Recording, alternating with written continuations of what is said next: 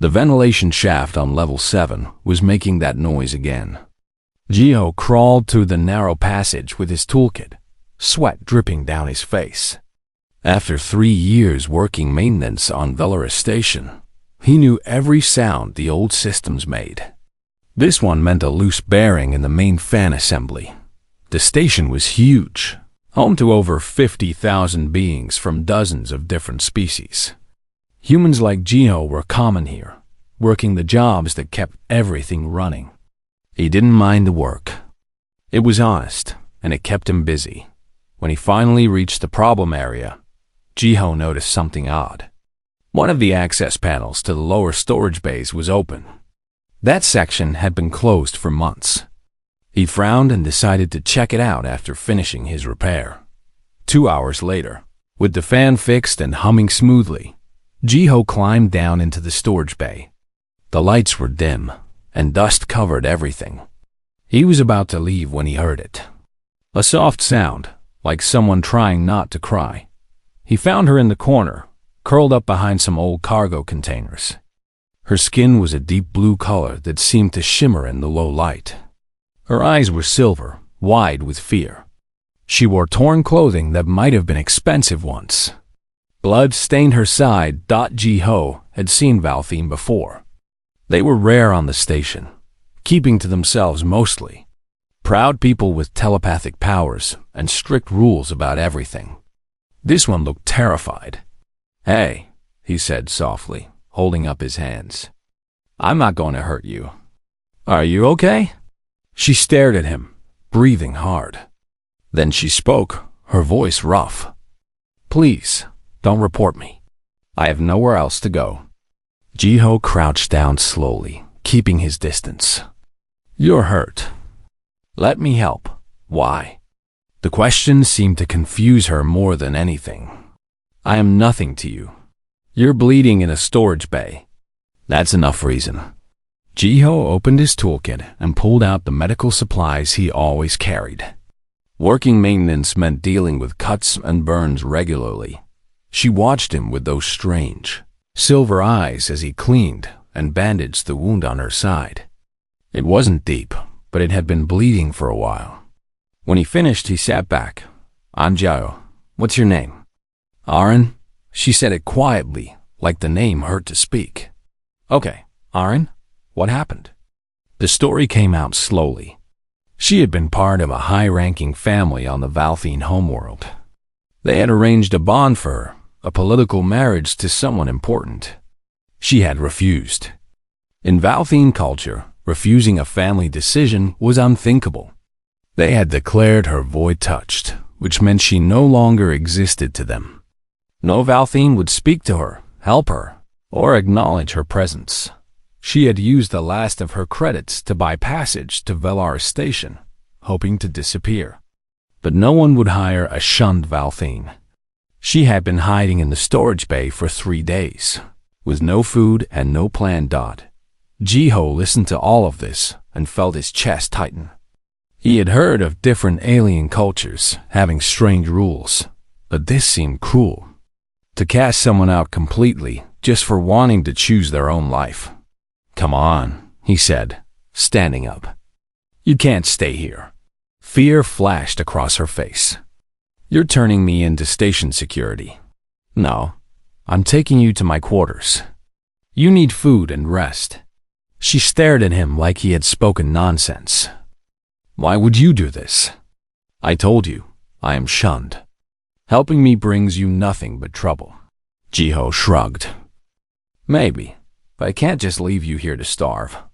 His quarters were small, just one room with a bed, a desk, and a tiny bathroom. He had Aaron sit on the bed while he heated up some soup in his small kitchen unit. She ate slowly, carefully, like she was afraid it might be taken away. "You can stay here tonight," Jiho said. "Tomorrow we'll figure something out. Your people allow this? Bringing strangers into your home?" "Bringing strangers into your home?" "Well, it's against station housing rules," Jiho admitted. "But you're hurt and you need help. Rules can wait." Aaron touched her forehead, a gesture he didn't understand. I tried to read your thoughts, to see if you were lying. But there is nothing. Humans have no telepathy. Nope. We just have to trust each other the old-fashioned way. How do you know who is honest? Jiho smiled. We don't, always. We take chances on people. That seemed to disturb her deeply. She looked around the small room, at his belongings scattered on the desk, at the pictures of his family on the wall. This is very strange to me. I bet. Get some rest. We'll talk more tomorrow. He gave her the bed and made himself a spot on the floor with some blankets. As he lay there in the dark, he wondered what he had gotten himself into. Helping her could cause problems. The Valthine might come looking. Station authorities might get involved. But when he had seen her in that storage bay, scared and alone, he hadn't been able to walk away. That was the human thing, he supposed. Seeing someone who needed help and choosing to care. The next morning, Aaron was awake before him, sitting on the bed and staring at her hands. When she noticed he was up, she spoke. I have been thinking all night. I do not understand you, Gio. My people would never do what you did. Strangers are not our concern. Family and caste are everything. But you helped me knowing I could give you nothing in return. Jiho sat up and stretched. That's just how we do things. Well, most of us anyway. Humans believe everyone deserves a chance. Even outcasts? Even failures? You're not a failure. You made a choice about your own life. That takes courage. Aaron looked like she might cry. My mother would say I brought shame to our family, that I destroyed our honor. Your mother isn't here. And from where I'm sitting, the only shame is theirs for treating you this way. Over the next few weeks, Aaron stayed hidden in his quarters. Jiho brought her food and supplies. He helped her find small jobs she could do remotely, data entry work that didn't require showing her face. She learned about human customs by watching videos on his computer. She was fascinated by everything. Human movies where individuals defied their families and succeeded. Human history where people fought for the right to choose their own paths. Human music that celebrated personal freedom. You are all so loud, she said one evening while they ate dinner together. So chaotic. Everyone argues with everyone. How does anything get done? Jiho laughed. We make it work, eventually. Valthine society is orderly. Everyone knows their place. Thoughts are shared, so there are no lies. It is efficient. Sounds lonely. She went quiet for a moment. Yes, it is very lonely. One night, Jiho came home to find her attempting to cook human food from a recipe she had found online. The kitchen was a mess and something was burning, but she looked so proud of herself that he didn't have the heart to complain. They ate the slightly burnt food together, and Aaron smiled. It was the first real smile he had seen from her. Thank you, she said softly, for letting me stay, for treating me like a person. You are a person, Aaron. Don't forget that. She looked at him with those silver eyes, and something passed between them. Understanding, maybe. The beginning of trust. Jiho didn't know it then, but this was the moment everything changed. This was when Aaron stopped being just someone he was helping and became someone who mattered to him. Outside the small quarters, the station hummed with life. Thousands of beings going about their day, unaware that in one tiny room, a human and a Valthine were building something that would shake the foundations of the galaxy. But for now, they just sat together and talked about small things. And for Aaron, who had spent her whole life surrounded by telepaths who could read her every thought, the simple act of choosing which words to say out loud felt like the greatest freedom she had ever known. 3 months passed like water through fingers. Aaron found work cleaning offices in the commercial district during late hours when few people were around. The pay was terrible, but it was honest work, and no one asked questions. She kept her head down and stayed invisible. Jiho's friend Hyun was the only other person who knew about the arrangement. He was a shuttle pilot with dark humor and a loud laugh. When Jiho finally told him about Arin, Hyun had stared at him for a full minute before speaking. "You're hiding a shunned Valthine in your quarters. Do you have any idea how stupid that is?" "Probably very stupid," Jiho had admitted. "Good. Just wanted to make sure you knew." Then Hyun had helped smuggle in extra food, and supplies. Life settled into a rhythm. Jiho worked his maintenance shifts. Arin cleaned offices and studied human culture.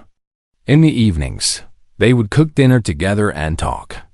She told him about Valthine poetry and music.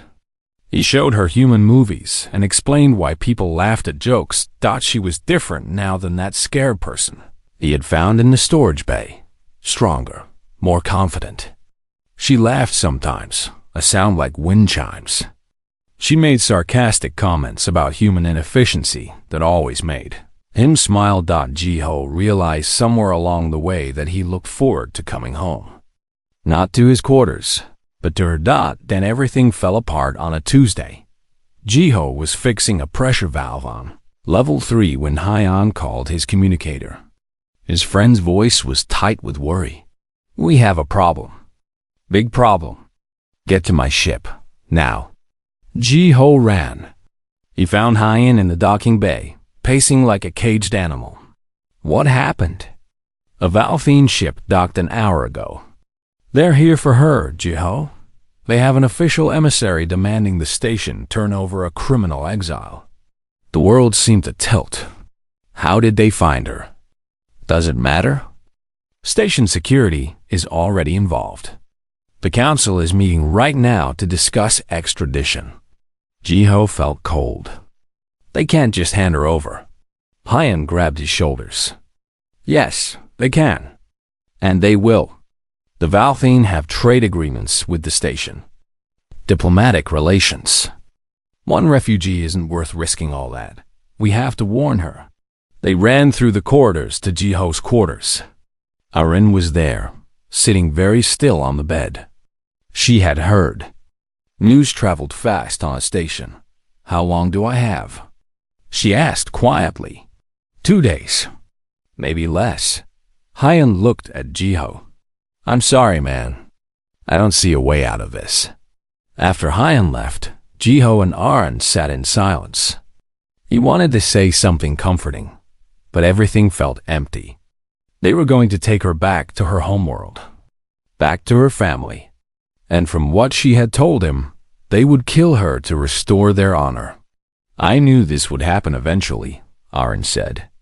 Her voice was steady, but her hand shook. "I should have kept running. Should have gone to the outer colonies. This isn't your fault." "No, it is theirs. My people cannot accept that I chose differently. They must punish me to prove their way is the only way." She looked at him, silver eyes bright with unshed tears.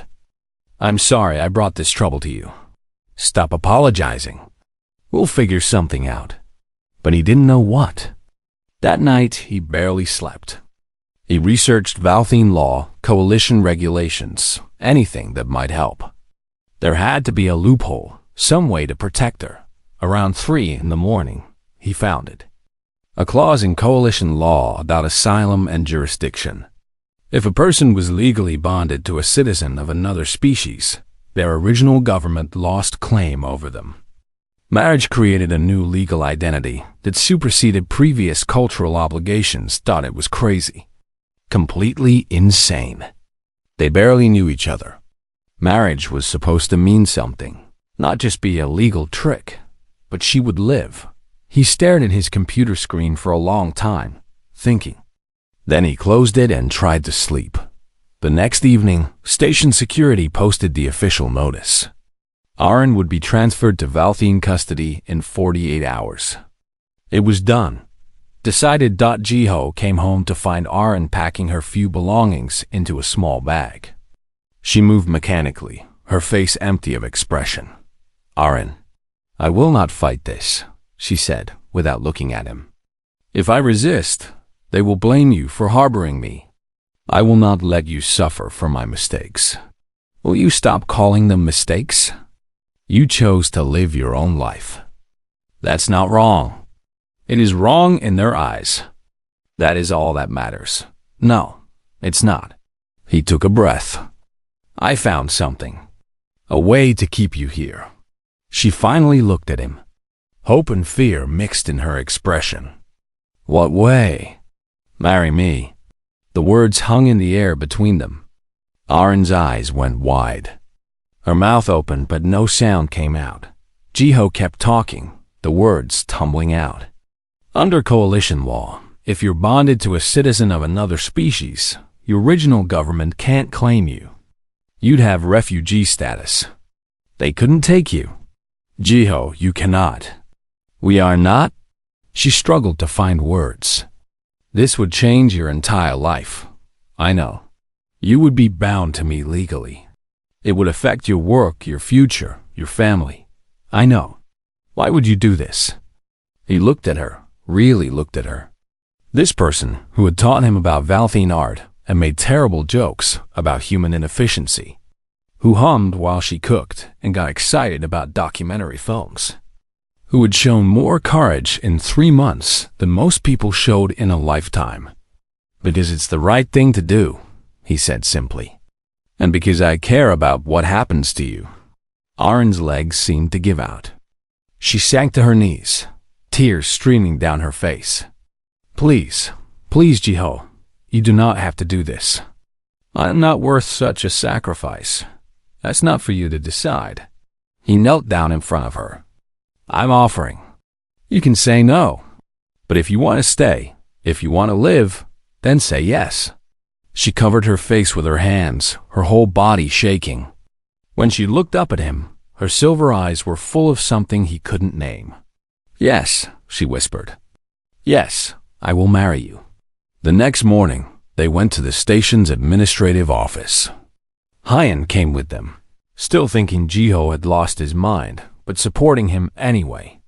The clerk was a bored-looking human, woman who barely glanced up from her computer. Marriage registration? Yes, Jiho said. Both parties present and willing? Yes. Species? Human and Valthine. That made the clerk look up. She studied them for a moment, then shrugged. All right. Standard forms. That'll be 50 credits. It was the most impersonal, bureaucratic process imaginable. They filled out digital forms, answered questions about legal names and citizen numbers, confirmed they understood the legal obligations. When it came time to sign, Jiho noticed Arin's hand shaking. He reached over and took it, giving her hand a gentle squeeze. She looked at him, surprise and gratitude in her eyes. They signed. The clerk stamped it approved. Just like that, they were married. Congratulations, the clerk said in a flat voice. Next, outside the office, Arin stood very still, staring at the marriage certificate on her datapad. It is real. We are bonded. Yeah, we are. I do not know what to say. Thank you feels too small. Jiho smiled. You don't have to say anything. Hyan clapped him on the shoulder. Well, this is either the bravest or dumbest thing you've ever done. Probably both. 2 hours later, the Valthine emissary came for Arin. His name was Thelver, and he wore expensive robes covered in symbols Jiho didn't recognize. Station security escorted him to Jiho's quarters. Thelver's face twisted with disgust when he saw them. You are Arin, formerly of House Veeler. I am Arin, she said calmly. House Veeler no longer claims me. They claim the right to justice. You will return with me. No, she won't. Jiho stepped forward, holding up his datapad. Arin is a legal citizen of the Human Systems Alliance through marriage. You have no jurisdiction over her. Thelver's silver eyes narrowed. He read the marriage certificate, and his expression turned to cold fury. This is a mockery. A human trick to undermine our law. It's coalition law. Take it up with them. You will regret this, human. Your people will regret this. Maybe, but she's not going with you. Thelver left, rage radiating from every movement. The security officers looked uncomfortable, but didn't intervene. The marriage was legal. There was nothing they could do. When the door closed, Aaron collapsed into a chair. He will not accept this. My people will not accept this. Let them complain. You're safe now, am I? She looked up at him. Or have we just started something much worse? Jiho didn't have an answer for that. All he knew was that when he had signed that certificate, he had meant it. He had promised to protect her. Whatever came next, they would face it together. That night, they sat side by side on the bed, not touching but close enough to feel each other's warmth. Outside, the station continued its endless cycle. But inside that small room, two people who had started as strangers were now bound, together by law and something deeper, something that might have been the beginning of love. The message came 3 days after the wedding. It was formal, cold, and addressed to the station administrator. The Valthian government was filing an official complaint with the Galactic Coalition. They claimed humans had deliberately interfered with their internal cultural matters. They demanded Jiho annul the marriage immediately. The station administrator called Jiho into his office. The man looked tired and frustrated. "Do you understand what you've done?" he asked, not unkindly. "The Valthian are threatening to pull out of their trade contracts. That's millions of credits in lost revenue. I married someone I care about. That's what I did. You married a criminal exile to circumvent their legal system. Their legal system was going to kill her for refusing an arranged marriage. I don't think that's something we should support." The administrator sighed. "It's not about what we support. It's about maintaining diplomatic relations. There are bigger things at stake than one person." Jiho felt anger flash through him. "She's not just one person to me. She's my wife. And I'm not divorcing her because it's inconvenient for trade deals. They're not going to let this go. Then they can deal with it. Because I'm not changing my mind." When Jiho left the office, he knew things were about to get much worse. He was right. Within a week, a Valthian ambassador named Kyrith arrived. She was older than Thelver, with silver hair and eyes that looked like chips of ice. She gave speeches about cultural sovereignty and human arrogance. She spoke to the media about respect and tradition. The pressure mounted. Some human officials on the station started suggesting that maybe, just maybe, Jiho should consider what was best for everyone. Arn heard it all. She grew quieter, more withdrawn. One evening, Jiho came home to find her packing again. "What are you doing?" "I am leaving. I will go to the outer colonies. Somewhere no one will find me." Her voice was steady, but her hand shook. "You should not have to fight this battle for me. I'm not fighting for you. I'm fighting with you. No, you are sacrificing everything because I was too weak to face my fate." Jiho grabbed her shoulders gently, making her look at him. "Listen to me. You are the strongest person I know. You walked away from everything you knew because you believed you deserved better. That's not weakness. Then why does it feel like I am destroying your life? You're not destroying anything. They are. And I'm not letting them win." She searched his eyes, looking for doubt. Finding none, she started crying. He held her while she sobbed, all the fear and guilt pouring out. The next day, station security informed them it wasn't safe to stay. There had been threats. Someone had vandalized their quarters. Hyan helped them pack quickly. "Where will you go?" he asked. "The colony's ship New Dawn," Jiho said. "My sister Soman works there. They have space." Hyan looked sad. "I'm going to miss you, man." "I'll miss you too. Thanks for everything."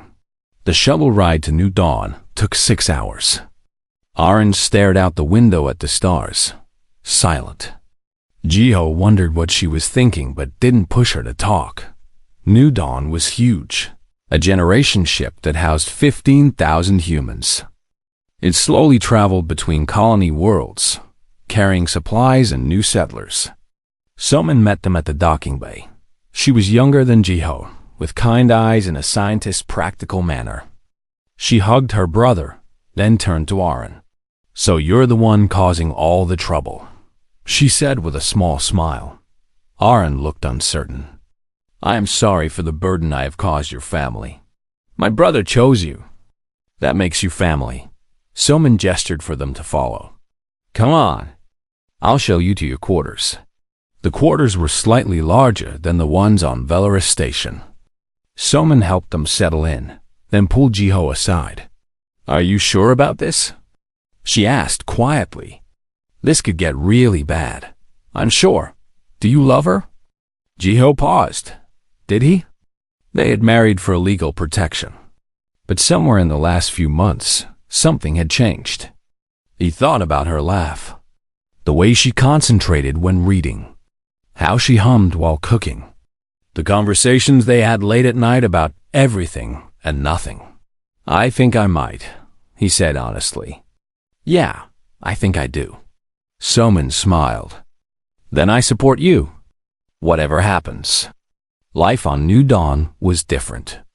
The ship had a close community where everyone knew everyone. At first, people stared at Aaron. A Valthine was unusual here. But gradually, curiosity replaced suspicion. Aaron started working in the ship's hydroponics bay. She had a natural talent for growing things. The head gardener, an old woman named Yunji, took a liking to her. "You have gentle hands," Yunji said one day. "Plants respond to that." Aaron looked at the tomato plant she was tending. "On my homeworld, only lower castes work with soil. It was considered beneath higher families." "Well, you're not on your homeworld anymore. Here, growing food is important work. Be proud of it." In the evenings, Jiho and Aaron would walk through the ship's observation deck. She asked him endless questions about human history and culture. He tried to explain democracy, individualism, human rights. "Your people fought wars over the right to be free," she said one night. "Millions died so that individuals could choose their own path. Yeah, we're stubborn that way. My people chose order over freedom, unity over individuality. I used to think that was better, cleaner, less chaotic. What do you think now?" She watched Earth's moon pass by the viewport. "I think chaos is the price of being alive. Really alive. And I think I prefer it." 1 month into their stay on New Dawn, Aaron did something that shocked Jiho. She asked him to teach her about human marriage traditions.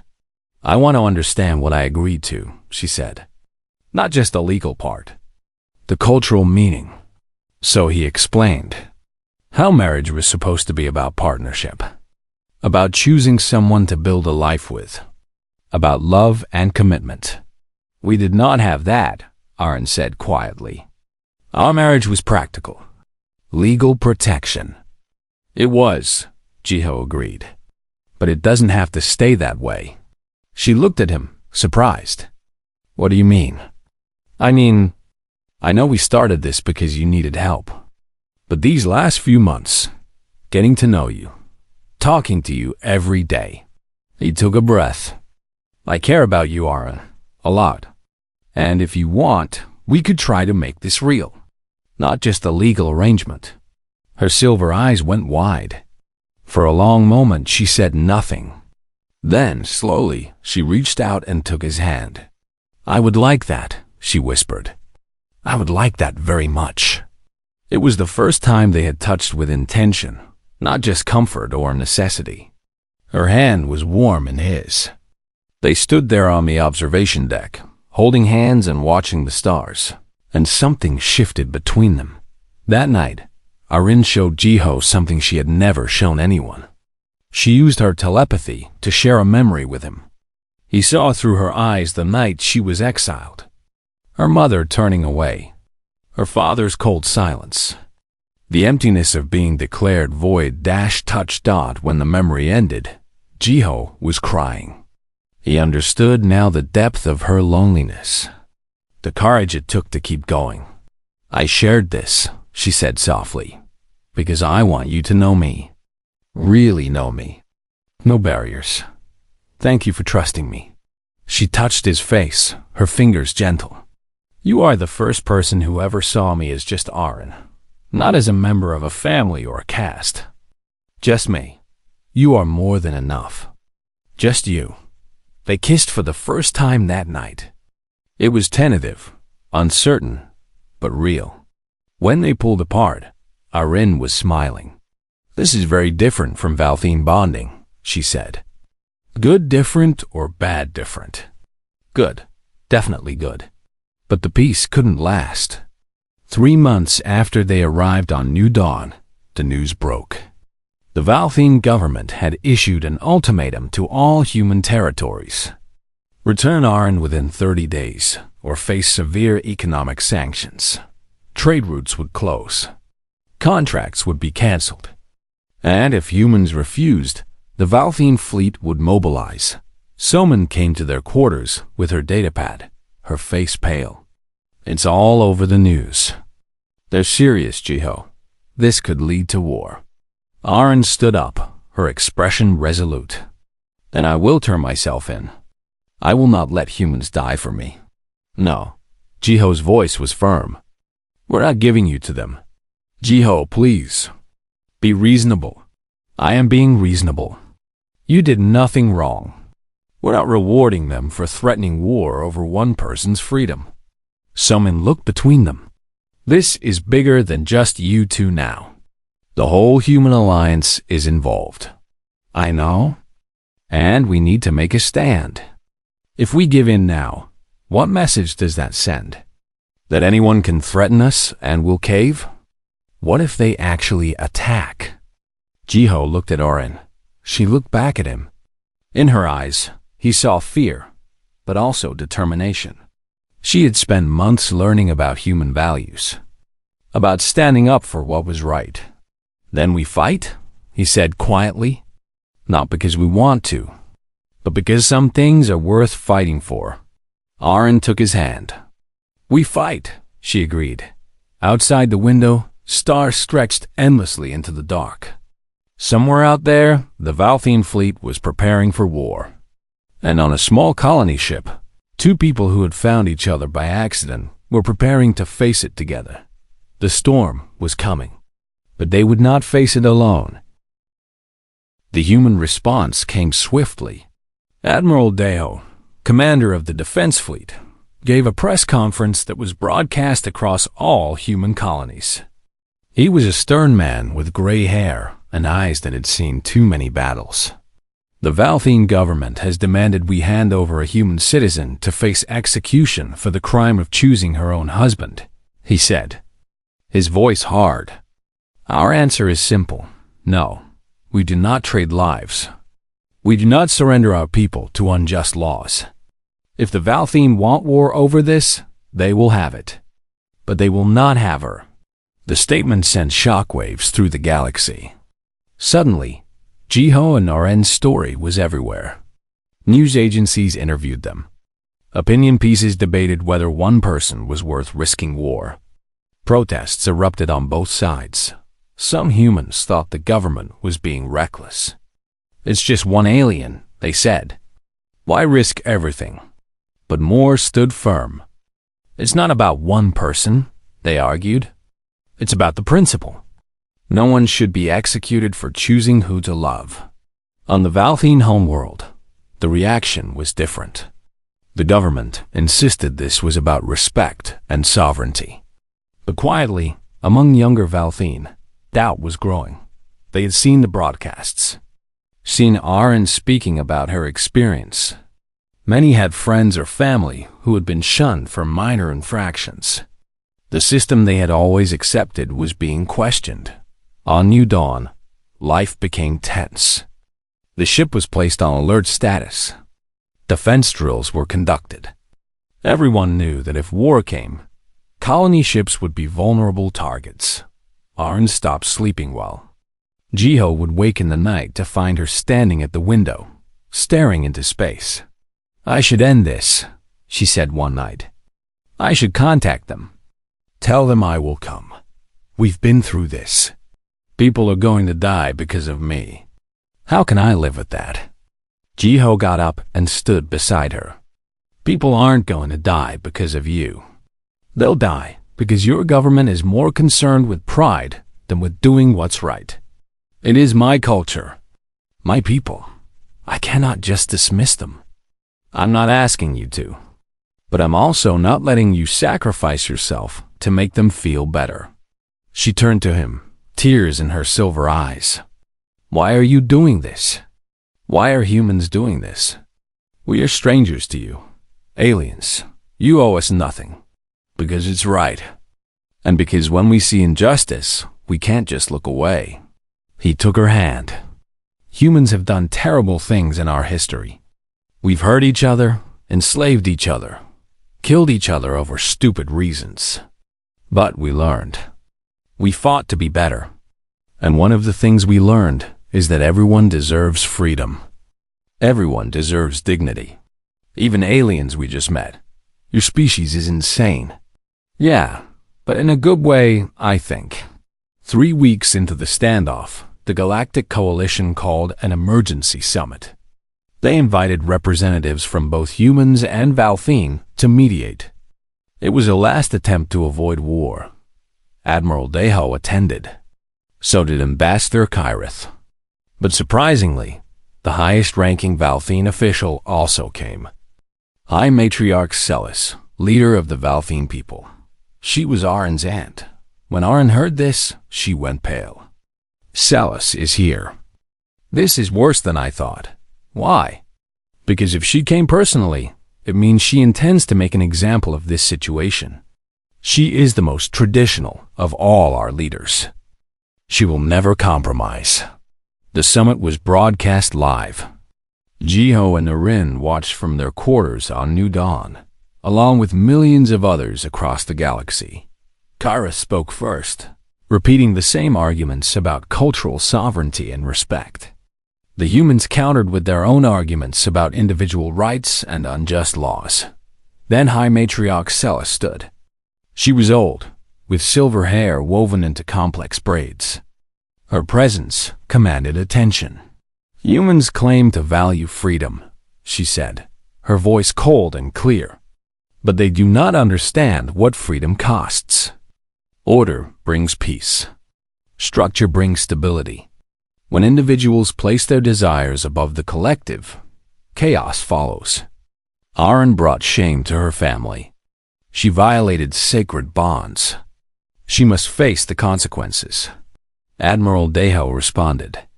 "With respect, Matriarch, we believe individuals have the right to determine their own fate.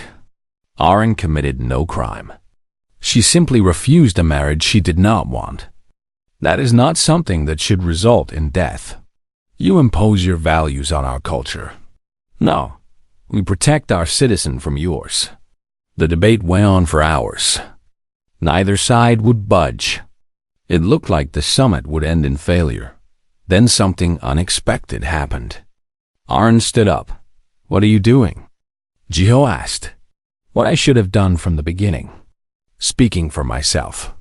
Before he could stop her, Arin contacted the summit organizers. She requested to address the assembly. There was confusion, but they allowed it. Within minutes, she was connected via video feed. Every screen in the galaxy showed her face. Those silver eyes that had once been full of fear now blazed with determination. "I am Arin," she began, "formerly of House Velar, shunned by my people, married to a human, and I wish to speak." High Matriarch Celis's expression hardened. "You have no voice here," Void touched. "I have no voice among Valthene, but I stand before the Galactic Coalition, and I claim my right to speak." The mediator, a neutral alien from a third species, nodded. "She may speak." Arin took a breath. Jiho watched, his heart pounding, as his wife faced down her entire civilization. "I was raised to believe that Valthene ways were superior, that our telepathy made us more honest. that our structure made us more civilized, that individual desires were selfishness, and the collective was everything. She paused.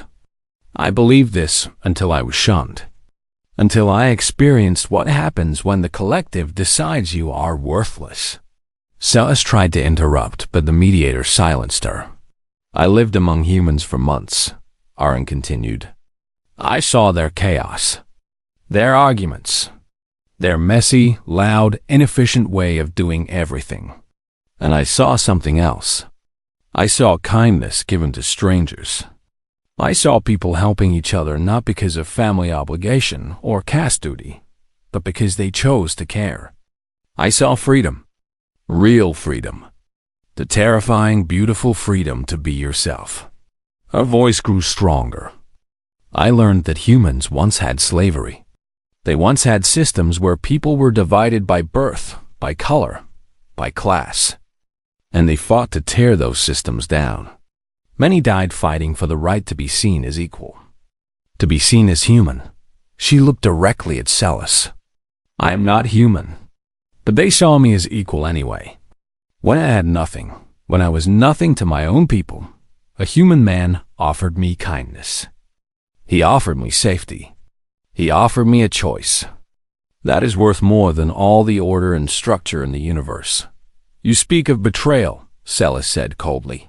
I speak of survival. I speak of dignity. And I speak for all the other Valthine who have been shunned, exiled, declared void-touched for crimes that are not crimes, for refusing unwanted bonds, for questioning tradition, for being different. You would destroy our way of life.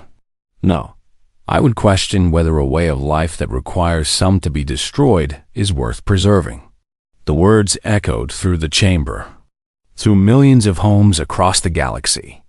And on the Valthine homeworld, people were watching.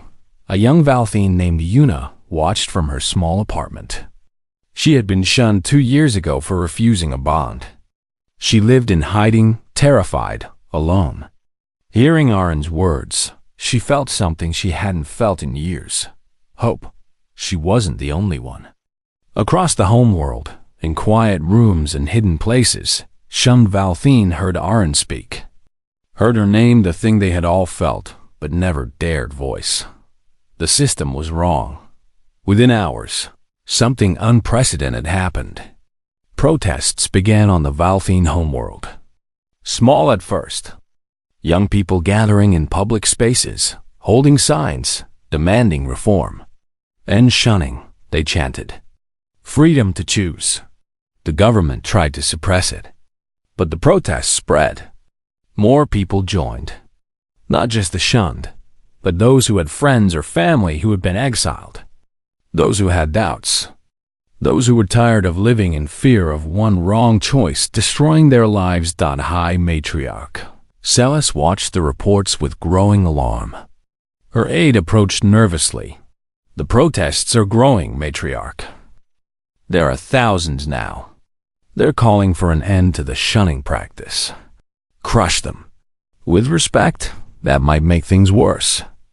The human broadcast reached our people. They have seen Aaron, heard her story. Many sympathize. Celis's hands clenched. Everything was falling apart. All because one girl had refused her place. Back on New Dawn, Jiho pulled Aaron into his arms the moment the broadcast ended. She was shaking. You were amazing, he said. I was terrified. You didn't show it. Soman burst into their quarters, eyes wide. Did you see? There are protests on the Valthine homeworld. People are actually standing up to their government. Aaron stared at the news feeds in disbelief. She had expected condemnation. Instead, she had sparked a movement. I did not mean for this, she whispered. Maybe not, Jiho said. But you said what needed to be said. You told the truth. The Galactic Coalition resumed talks. This time, High Matriarch Celis was forced to negotiate. Her people were divided. War was no longer a viable option when half her population was questioning the very reason for fighting. After 3 days of intense discussion, an agreement was reached. The Valthian government would cease pursuit of Aran in exchange for human neutrality in Valthian internal affairs. No war, no sanctions. But more importantly, the Valthian government agreed to review the shunning practice. It wasn't much. It wasn't enough. But it was a start. When the news broke, Arin cried. Jiho held her, and for the first time since this all began, the T6 months passed. The galaxy slowly returned to normal, but nothing was truly the same. On the Valthian homeworld, the protests had not stopped. What began as small gatherings had grown into a full reform movement. Young Valthian demanded change. They wanted the right to refuse unwanted bonds. They wanted an end to the shunning practice. They wanted their voices to matter.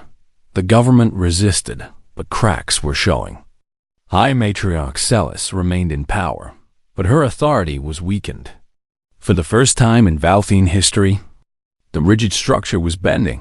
One of the loudest voices in the reform movement was a young woman named Yuna.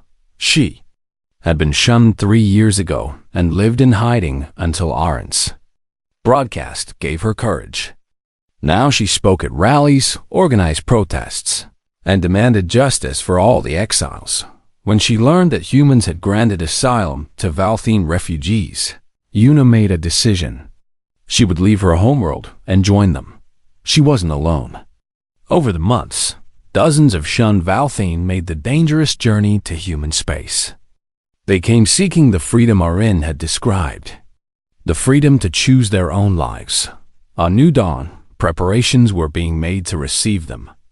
A small colony was established on a nearby moon, a place where Valthian refugees could live and rebuild. Arin volunteered to help. Are you sure about this? Jiho asked one morning as she prepared to take a shuttle to the new colony. You don't have to do this.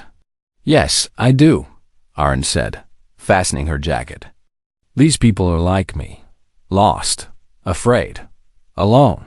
If I can help them feel less alone, then I must. He kissed her forehead. You're incredible. You know that? She smiled. I learned from humans. The refugee colony was basic at first. Temporary shelters, communal dining areas, shared workspaces. But it was safe. And for people who had spent years hiding, safety was everything. Arin met Yuna on her first day. The younger Valthian recognized her immediately and broke down in tears. You saved us, Yuna said, hugging her. Your words gave us hope. I only spoke the truth. You and the others, you are the ones who chose to act. That takes real courage. Together, they worked to help new refugees adjust. Learning to live without the telepathic connections they had known all their lives was hard. Learning to trust words instead of reading thoughts. Learning that it was okay to be individuals. Unji, the old gardener from New Dawn, came to teach them about growing food. Plants don't care about caste or family, she told them. They just need care and attention. Same as people. The refugees slowly began to heal. They shared their stories, their pain, their hopes. They learned that they were not alone in their suffering. And they learned that there was life after shunning. Back on New Dawn, Jiho's life had changed in ways he never expected. His story with Arin had made him something of a celebrity. News agencies wanted interviews. Politicians wanted his opinion on human-alien relations. It was overwhelming. Hyan visited one day, his shuttle docking at New Dawn for a cargo run. He found Jiho in the ship's bar, nursing a drink. You look tired, Hyan said, sitting down. I am tired. Everyone wants something. Everyone has questions. That's what happens when you become a symbol. I didn't want to be a symbol. I just wanted to help someone I cared about. Hyan smiled. Too late now. You're the guy who stood up to an entire alien government for love. That's the kind of story people remember. Is Arin okay with all this? She's handling it better than I am. She's helping refugees, building community, making a real difference. Jiho sighed. I'm just doing the same maintenance work I always did. Don't sell yourself short. You gave her the chance to do all that. Without you, she'd be dead. Those refugees would still be hiding in fear. You started this. Jiho looked at his friend. When did you get so wise? I've always been wise. You were just too stubborn to notice. That night, Jiho went to the refugee colony to pick up Arin. He found her in the communal garden, teaching a group of young Valthine how to plant tomatoes. She looked happy, more at peace than he had ever seen her. When she saw him, her face lit up. Jiho, come meet everyone. He spent the evening getting to know the refugees. They were shy at first, uncertain how to interact with a human. But Arin's presence put them at ease. She told him about Jiho, about how they met, about the kindness he showed her. One older Valthine named Taven approached him. Thank you, he said simply, for showing my people that there is another way to live. Jiho didn't know what to say. I just helped one person. You all made the choice to come here. You helped one person when it would have been easier to do nothing. That is everything. Later, as Jiho and Arin walked back to the shuttle, she took his hand. I have been thinking, she said. About what? About us. About our marriage. It started as a legal arrangement, a way to keep me safe. She stopped and turned to face him. But it has become more than that. At least for me. Jiho's heart beat faster. For me too. Then I would like to ask you something. Would you marry me again? Not for legal reasons. Not for protection. But because we choose each other.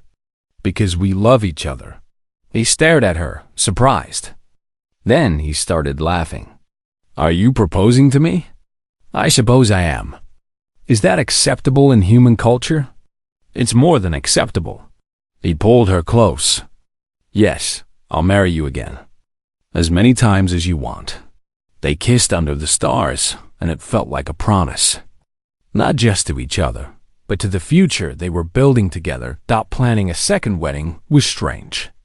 The first had been cold, bureaucratic, desperate. This one would be different. This one would be a celebration. Someone helped organize everything. We'll do it on the observation deck, she said excitedly. With a view of the stars. We'll invite everyone. Make it a real party. Word spread quickly. The refugees wanted to attend. The crew of New Dawn wanted to celebrate. Even Hyun promised to be there, threatening to give an embarrassing speech. An elderly human diplomat named Minyuk offered to officiate. He had spent years working on human-alien relations and was moved by their story. You represent something important, he told them. You prove that we can bridge the gap between species. That love and respect can overcome cultural divides. The day of the wedding arrived. The observation deck was decorated simply but beautifully. Flowers from the hydroponics bay. Lights strung between the support beams. Chairs arranged in rows facing the massive windows that showed the infinite stars. Beyond, Arin wore a dress that Soman had helped her choose. It was simple and elegant, a blend of human and Valthine styles. Her silver eyes shone with happiness. Jiho wore his best suit, the one he had bought years ago and never had occasion to use. His hands were shaking. Nervous? Hyun asked, standing beside him as best man. Terrified. Good. Means you care. The ceremony began. Arin walked down the aisle, and Jiho felt his breath catch. She was beautiful. Not just physically, but in every way that mattered. Strong, brave, kind, and choosing to stand beside him. Minyuk spoke about love and choice. About two people from different worlds finding each other. About the courage it takes to build something new. Then it was time for vows. They had written their own. Jiho went first. Arin, when I found you in that storage bay, I didn't know you would change my life. I didn't know that helping you would lead to all of this. But I would do it again. 1,000 times. Because you are worth it. You are brilliant and strong and brave. You make me want to be better. I promise to stand with you, to support you, to love you for the rest of my life. Arin's turn. She spoke clearly, her voice steady. Jiho, you taught me what it means to be free. You showed me kindness when I had nothing. You fought for me when I could not fight for myself. You saw me, truly saw me, when my own people declared me invisible. I was lost, and you helped me find myself. I promise to honor that gift. To build a life with you based on choice and love and respect. To be your partner in all things. To love you always. They exchanged rings. Simple bands that symbolized their commitment. Minyuk smiled. By the power vested in me by the Human Systems Alliance, I declare you married. Again, you may kiss. They did, as their friends and family cheered. When they pulled apart, Arin was crying and laughing at the same time. We did it, she whispered. Yeah, we really did. The reception was loud and joyful. A reception was loud and people ate, drank, danced. Hyan gave his promised embarrassing speech, telling stories about Jiho that made everyone laugh. Somin cried happy tears.